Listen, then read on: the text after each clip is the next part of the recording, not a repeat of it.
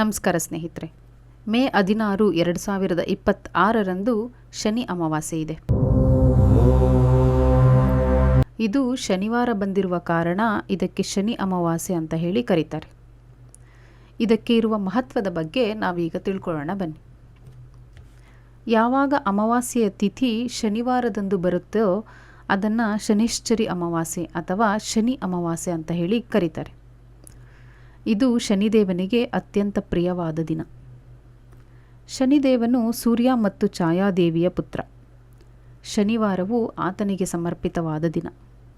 ಆದ್ದರಿಂದ ಅಂದು ಅಮಾವಾಸ್ಯೆ ಒದಗಿ ಬರುವುದು ಅಪರೂಪ ಮತ್ತು ಶಕ್ತಿಯುತವಾದ ಸಂಯೋಗ ಅಂತ ಹೇಳಿ ಪರಿಗಣಿಸ್ತಾರೆ.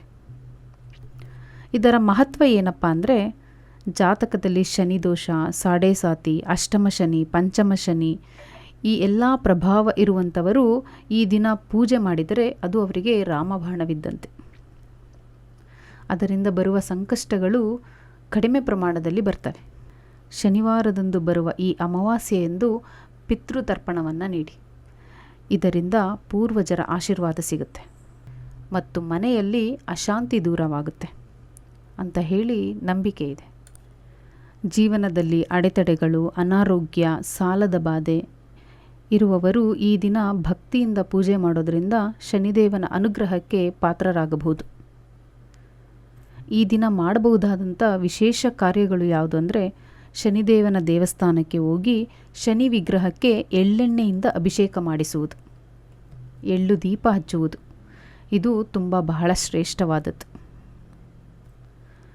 ಕಪ್ಪು ಎಳ್ಳು, ಕಪ್ಪು ಬಟ್ಟೆ, ಕಬ್ಬಿಣದ ವಸ್ತುಗಳು ಅಗತ್ಯ ಇರುವವರಿಗೆ ದಾನವನ್ನು ಮಾಡೋದು ಕೂಡ ಶನಿದೇವನಿಗೆ ಪ್ರೀತಿಯನ್ನು ಉಂಟು ಮಾಡುತ್ತೆ.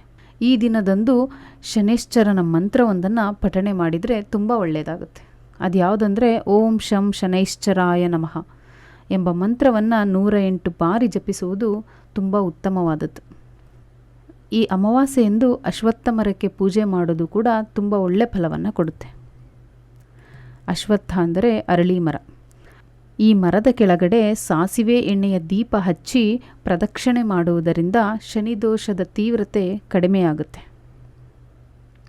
ನೆನಪಿಟ್ಟುಕೊಳ್ಳಿ, ಶನಿದೇವನು ನ್ಯಾಯದೇವತೆ.